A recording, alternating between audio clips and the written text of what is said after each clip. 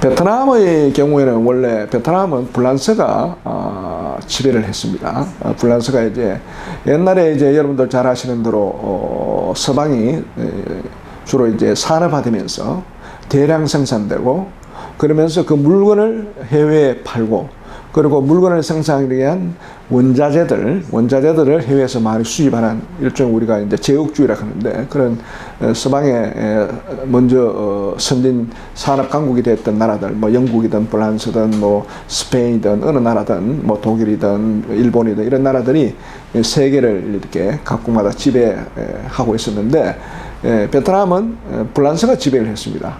그런데 이제 불란서가 지배하면서 지배당하는 민족들은 항상 항거하고 독립을 하려는 그런 내부적인 움직임이 있죠. 우리의 경우에도 일제 35년 동안에 우리 국민들은 일본의 지배를 받는 데 대해서 항거하면서 또 뭐 해외에 나가서 독립운동도 하고 뭐 상해 임시정부를 만든다든지 또 뭐 자체 내에 독립운동을 한다든지 등등 이렇게 하듯이 베트남도 불란서의 지배로부터 벗어나기 위해서 많은 독립운동이나 항거를 했는데 특히 이제 북베트남에서는 공산주의, 사회주의 이념을 가진 호지민이라는 민족 지도자, 사회주의 이념을 가진 민족 지도자가 북쪽은 독자적으로 하나의 독립된 하나의 정치 체제를 만들어가기 위해서 노력을 했었습니다. 그러다가 이제 일본이 2차 대전을 일으키면서 힘이 세지면서 일본이 한국을 넘어서 만주도 잡아먹고 또 중국도 지배하고 그런 베트남까지도 장악했어요. 그러다가 이제 2차 대전이 끝나면서 우리의 경우에는 북한에 소련에 이루어오고 남쪽은 미국이 오듯이 베트남에는 북베트남에는 중국인이 왔습니다. 그리고 남베트남은 영국이 왔어요. 근데 영국이 왔는데 불란서가 과거에 베트남을 우리가 지배했다. 그러니까 영국과 협의해서 우리가 하겠다 해서 영국의 지배에서 다시 불란서로 넘어갔습니다. 그런데 이제 중국의 지배를 받았던 북베트남은 이미 호지민이라는 사회주의 이념, 같은 이념을 갖고 있었죠. 같은 이념을 갖고 있는 사회주의 이념을 가진 호지민이가 독자적으로 독립을 해서 여기 보시면 베트남 민주공화국을 설립했습니다. 여기 보시면 베트남 민주공화국. 그러니까 북쪽은 이미 이제 독자적으로 되어 있었는데 남쪽은 이제 불란서가 계속 지배를 하고 있었죠.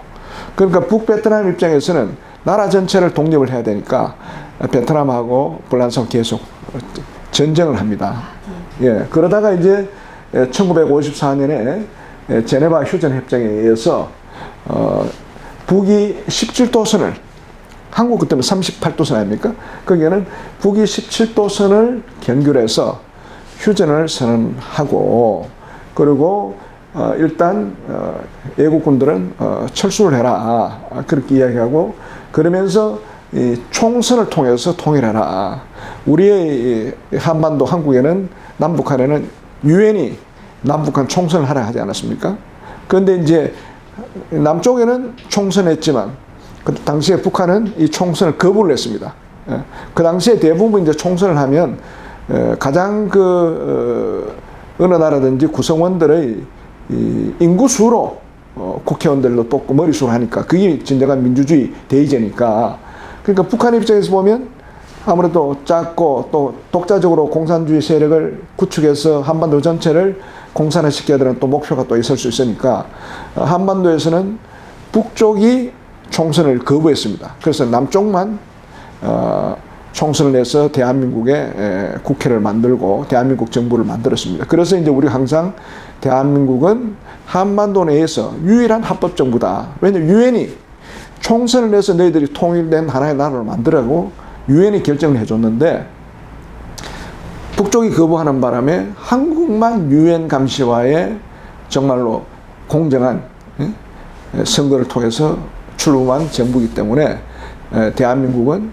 한반도에서 유일한 합법 정부다. 북한은 합법적이지 않고 불법적이다. 그렇게 하는 이유가 거기 있습니다. 그런데 이제 베트남의 경우는 어땠느냐? 오히려 월맹, 북베트남은 선거하자. 자신이 만만했습니다. 그런데 남베트남이 오히려 선거를 안 하겠다. 거부를 했습니다. 그러다 보니까 분단이 고차가 되는 거죠.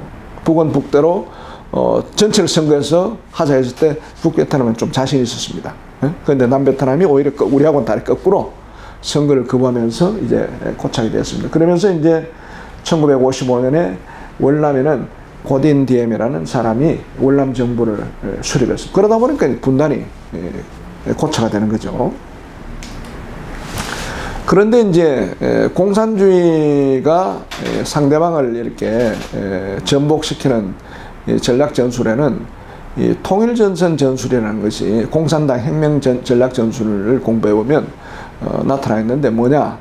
상대방을 공격하기 위해서는 상대방의 주 타겟가 있습니다. 그러면 이제 월북 입장에서, 월맹 입장에서 보면 상대방은 월남 정부거든. 월남 정부의 지도부거든.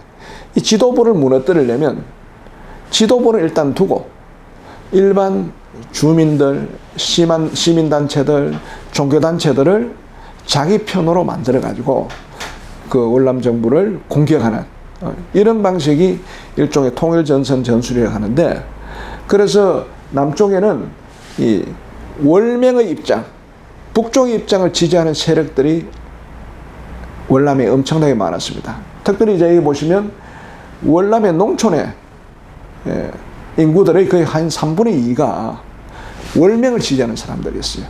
그래서 같은 형제들도 저녁에 식사를 하고 헤어지면 형은 월맹을 위해서 일을 하고 월맹을 위해서 이제 투쟁하는 거죠.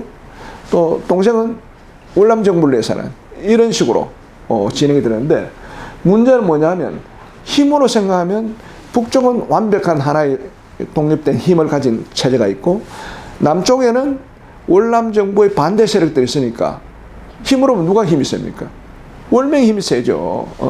그런데다가 월남의 경우에는 군사 정권이 자꾸 대표로 되면서 부패하고 또 미국이나 외부에서 지원을 해줘도 그걸 받아먹으면서 스스로 나라를 깨끗하게 운영하고 공정하게 운영해야 되는데 부패 구조가 형성되고 하니까 거기에 뭐라 할까 독재에 항거하는 이런 종교단체라든지 시민단체가 반정부 활동을 계속하고 하니까 그 정부의 힘이라는 게 약화될 수밖에 없죠.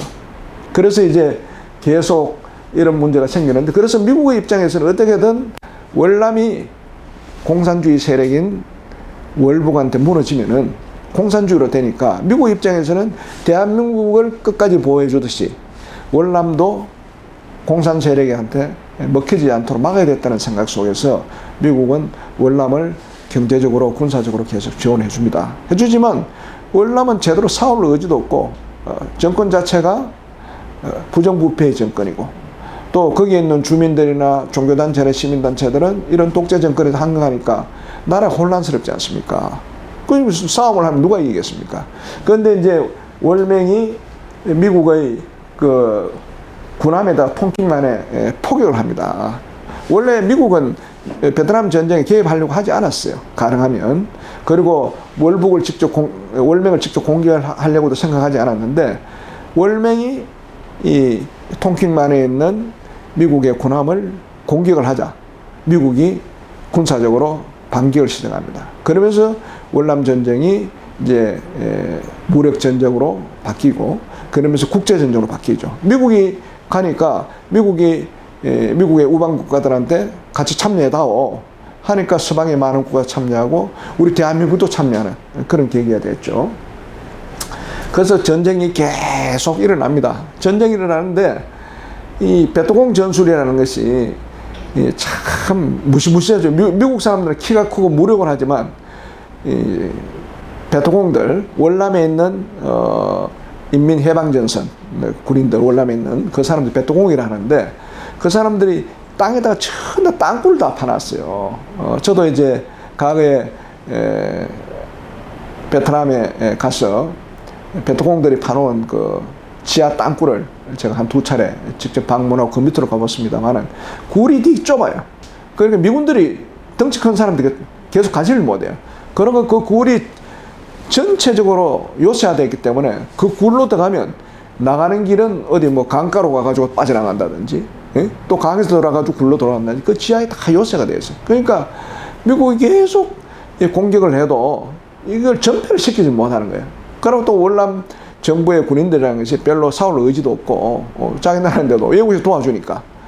그 우리도 뭐 열심히 한국도 대단한 정가를 올리기도 했죠. 그러나 이제 밑빠진 독에 전쟁하듯이 계속 그래 되는 거죠. 자꾸 그렇게 되니까 이제 미국 내에 60년대 말 이럴 때 젊은 대학생들이 왜 우리 젊은 청년들이 저런 나라에 가서 목숨 바쳐서 해줄 이유가 뭐냐 하면서 반전 운동이 일어납니다. 왜 우리 젊은 청년들이 해외에 가서 끝없는 전쟁에 계속 미국의 젊은 청년들이 목숨 바쳐야 되는 하는 반전 운동이 일어나고, 그러면서 이제 닉슨 대통령이 이야기를 하죠. 닉슨 선에서 아시아의 문제는 아시아의 손으로 하라는 것은 이제 미군 철수하겠다는 의미예요. 왜냐하면 국내적으로 반전에 대한 분위기가 하고 평화적으로 살아라 이렇게 자꾸 하니까 서서히 발을 빼기 위해서 그렇게 나오죠. 그래서 결국 이제 73년도에 파리 협정을 맺습니다. 파리 협정을 맺어서 월맹과 미국과 이렇게 전쟁 당사국 간에 또 남베트남 이렇게 해서 합의를 보면서 이제 휴전선을 하나 설정을 하고 우리가 물러서고 평화적으로 하자 이렇게 이제 합의를 봅니다. 그러면서 이제 미군이 철수하죠. 그럴 때도 처음에는 남베트남의 파리 협정하는 것을 반대를 했습니다. 잘못하면 큰일 난다. 미군이 빠지면 안 된다 했지만 미국 입장에서는 더 이상 계속 해서는 안 되겠다. 이렇게 해서 미군이 철수하고 그러면서 이제 철수했으니까 분단된 국가로 계속 가야 되는 거죠. 원칙적으로는. 그렇게 합의했으니 평화적으로 이제 휴전하고 그렇게 살자고 했으니. 그런데 이제 75년도에 월맹이 집중적인 무력 공격을 해서 남베트남을 무너뜨리고 통을 합니다. 그런데 통일을 하면은 결과적으로 뭐냐? 결과적으로 보면 통일하는 것은 하나의 체제와 이념으로 통일시키는 거거든. 그러니까 월맹이 이제 무력으로 이겼으니까 이제 베트남 전체는 공산주의 이념 체제로 바뀌어가는 거예요. 지금 이제 제가 쭉 설명했지만 왜 월남이 패망했을까 하는 것을 보면 여기 이제 자료에 보면 월맹 북베트남은 자기도 튼튼하고 그걸 보통 이제 공산주의 혁명의 이론으로 보면 민주기지를 합니다. 내의 영역을 튼튼하게 해놔놓고 또 상대방 영역을 약화시키는 그 방식이 통일전선 전술인데 그걸 정치 투쟁과 믹스해서 잘 계속 상대방 정부, 베트남 정부를 약화시킨 거죠. 월남 정부를 계속 약화시킨 거죠. 그럼 월남 정부는 또 스스로 부정부패되고 약하고 싸울 의지가 없으니까 여기에 패망하게 돼 있죠. 그래서 월남 지도층의 부패와 국론 분열이 나고 그리고 장기적으로는 베트남 전쟁 오래 가니까 반전 분위기가 일어나고 이제 전쟁 더 이상 못하겠다. 그래서 물러서고 그리고 미군이 철수함으로써 월맹이 무력으로 통일되는 이러한 사정이 되었습니다. 그래서 지금 요즘 이제 많은 분들이 우리나라도 그렇게 되는 거 아니냐 하는 얘기는 바로 이제 베트남이 어떻게 통일되는 공산화 무력화 되는 그런 과정을 보고 우리도 미군이 철수되면 이런 형태가 되지 않을까 우려하는 것이 이제 월남 베트남 모델을 보고 베트남 통일 모델을 보고 그렇게 이해하는 거죠. 그래서 통일되고 나니까 어떻게 되느냐. 기본적으로 대부분 이제 우리가 남북한 통일을 하자고 할 때 우리가 내세우는 이유 중에 하나가 우리 민족이 함께 잘 살자. 통일되면 잘 살 수 있다. 그러니까 미래에 대한 희망과 이런 걸 가지고 하는데 공산화 무력 통일을 하다 보니까 경제가 낙후가 됐어요. 왜냐하면 공산주의라는 것은 여러분 잘 아시는 대로 계획경제, 명령경제를 하다 보니까 경제가 완전히 엉망이 되지 않습니까? 공산 종주국인 소련이 계획경제를 통해서 경제가 완전히 엉망이 되어가지고 무너지듯이 계획경제 자체는 초기에는 좀 후진국에서 초기에는 인력을 동원해서 좀 이렇게 발전시켜 좀 도움되지만 이제 하이테크 산업이라든지 인간의 창의력을 유도한다든지 인간의 적극적인 생산성을 유도하는데 이럴 때는 이 계획경제 체제로는 되지 않습니다. 그런데 이제 통일되었지만 공산화 통일되다 보니까 남쪽도 전 다 공산화 체제로 다 바꾸고 계획경제 체제로 바뀌는 거죠.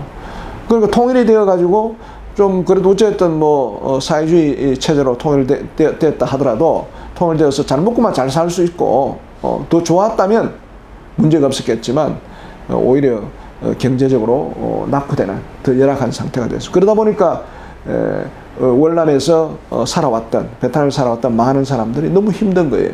이제 두 가지 측면에서 힘들죠. 첫 번째는 하나의 체제가 공산 체제로 만드니까 남쪽의 사람들을 공산 이념으로 다 세뇌 교육을 다시 시켜야 돼요.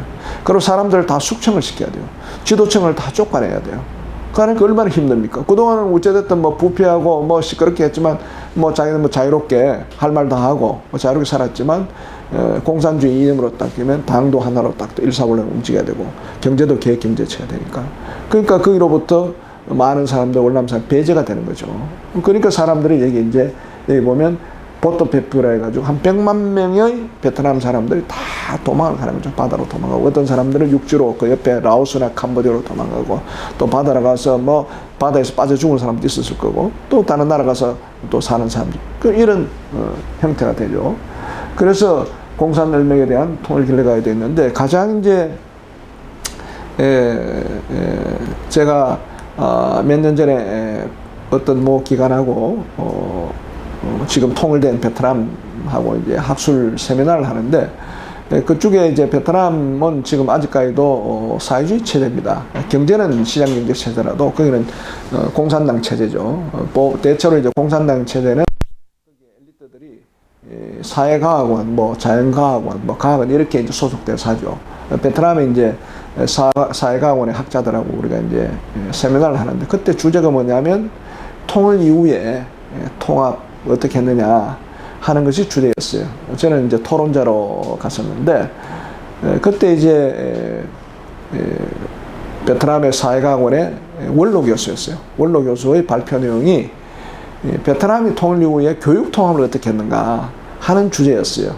그 내용이 뭐냐면 공산주의 체제로 통일했으니까 남쪽 사람들 다 공산화 체제로 교육을 다시 시켜야 될 거 아닙니까? 그럼 교과서도 다 개편해야 되잖아요. 그럼 교사들도 다시 가르쳐야 되잖아요. 학생들도 다시 가르쳐야 되잖아요.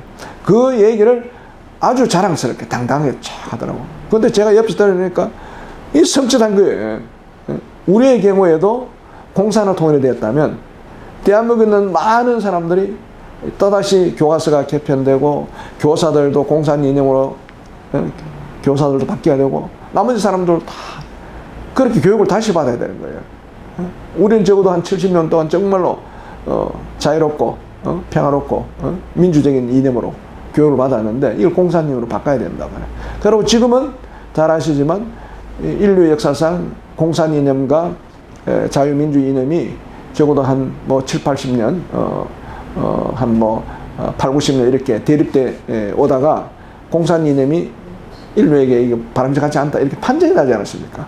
소련이나 공산 국가였던 동구 유럽 국가들이 다 이제 자유경제로 그리고 다당제 민주주의로 다 바뀐 상태에서 이 공산화 통일이 되면 끔찍하더라고 제가 옆에 들으니까 이제 그런 측면이 있고 그 당시에 이제 또 많은 사람들이 남베트남에서 월남에서 지도자층들을 이거는 숙청 대상이 되었어요. 그러나 이제 그냥 숙청하면 시끄러우니까 외지에 뭐 우리 같은 뭐 저 시골 같은 데도 큰 경제 지역을 만들어 가지고 집단적으로 그 사람들한테 거기 가서 일하라 명분이 일하라고 하지만 노동자로 전락시켜서 일하면서 서서히 이렇게 숙청시켜 나가는 이런 일들도 생기고 하니까 끔찍스러운 거죠. 그리고 옛날에 이제 주로 그 월남 정부의 지도층들은 주로 가톨릭 신자였어요. 월남 지도층은. 그러나 일반 대중 중에는 불교 신자들이 많았는데 베트남에는 불교 신자들이 통일되기 이전에 월남 정부의 부패에 대해서 많이 이제 항거를 했어요. 그러니까 이제 가톨릭적인 어떤 성격을 가진 지도자들이 불교 신자들 많이 탄압을 했죠.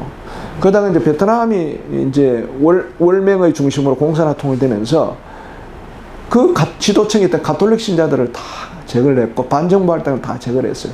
왜냐하면 하나의 통일되면은 한가하는 사람들은 또다시 한가할 것이라는 생각하에 소위 말하면 반골 기질이 가진 사람들 다 또 숙청을 다 시키는 거예요.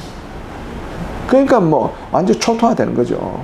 그래서 그런 측면에서 보면 이 공산화 통일이라는 것이 만만치 않구나 하는 것을 알 수가 있습니다. 그래서 이제 전쟁을 통해서 통일하면 엄청난 사람의 인명살상이 있고 또 건설했던 모든 산업시설들이나 시설물 다 파괴되니까 이게 얼마나 힘듭니까? 통일이라는 것은 우측에서 하면 통일된 이후에 어떤 그 구성원들이 자유롭고 잘 살고 하는 것을 위해서 통일하자고 하는 것인데 통일이라는 그 과정을 무력화 통일로 하다 보니까 많은 사람들이 죽고 또 거기에 있는 시설을 파괴되니까 그 바람직하지 않고 또 공산화 통일되니까 더더구나 더 경제적으로 힘들어지고 그런 얘기가 되겠습니다. 그리고 공산 세력의 침투와 방지에 위해서는 우리 내부가 튼튼하고 단결이 돼요. 대부분 공산주의 세력들은 분열된 사회에 잘 침투하기 쉽습니다. 불만이 많고 그래야 불만이 많은 사람들은 대부분 공산주의가 침투해서 정부에 대해서 잘못된 것을 계속 공격하게 만드는 그런 집단으로 활용하거든. 그래서 우리가 모든 것에 있어서 분열이나 정신적으로 또 사회적으로 통합된 사회로 가야 되겠다 하는 말씀을 드리겠습니다. 그리고 이제 결정적으로 문제는 만약에 미군이 끝까지가 버텨 있었다면 그래도 공산화 통일은 되지 않았을 건데 물론 월남 정부가 문제는 있었지만 그래서 미군 철수를 그렇게 쉽게 하는 게 아니다 하는 안보가 되게 중요하거든. 안보가 무너지면 상대방이 강하고 내가 약하면 무너지기 십상이죠. 또 대부분 공산 세력들은 말 그대로 믿을 수 없다는 것이 과거의 공산주의의 해외 공산 세력을 침투하는 그런 가정의 경험을 통해서 볼 때 그리 나타났기 때문에 우리의 경우에도 지금 주한미군 철수 문제가 많이 나오는데 그러니까 그런 문제에 대해서 쉽게 이해할 것이 아니다. 신중해야 된다. 안보가 어느 정도 튼튼히 있으면서 경제도 함께 가야 되지. 그렇지 않고 안보가 무너지고 경제도 약해지고 또 우리 국론 분열이 나면 우리가 약해지니까 안 된다는 그런 교훈을 볼 수가 있습니다. 물론 뭐 우리 사회가 그렇게 쉽게 과거의 월남 정부처럼 그렇지는 않죠. 대한민국은 사실 뭐 상당히 튼튼해 있죠. 뭐 한미 동맹을 위해서도 튼튼하고 또 우리 미국이 없더라도 우리 군 자체도 이제는 옛날 대한민국 아니니까 엄청나게 강해져 있죠. 경제력도 세계 12국가도 있고. 그렇죠. 우리는 이제 너무 자유가 너무 만기간 사회가 되다 보니까 많이 분열되어 있는 건 맞아요. 갈등도 많이 심해지고 또 요즘 소위 말하는 이념적인 갈등도 많고 정파 간의 갈등도 많고 그리고 뭐 세대 간의 갈등이라든지 이런 것 등등 때문에 우리는 통합된 노력을 좀 더 많이 해야 되는 그런 것을 우리가 알 수가 있죠. 특히 이제 베트남의 공산화 무력 통일의 사례를 통해 볼 때 그런 것은 우리가 교훈으로 삼아야 되겠다 하는 말씀을 드리겠습니다.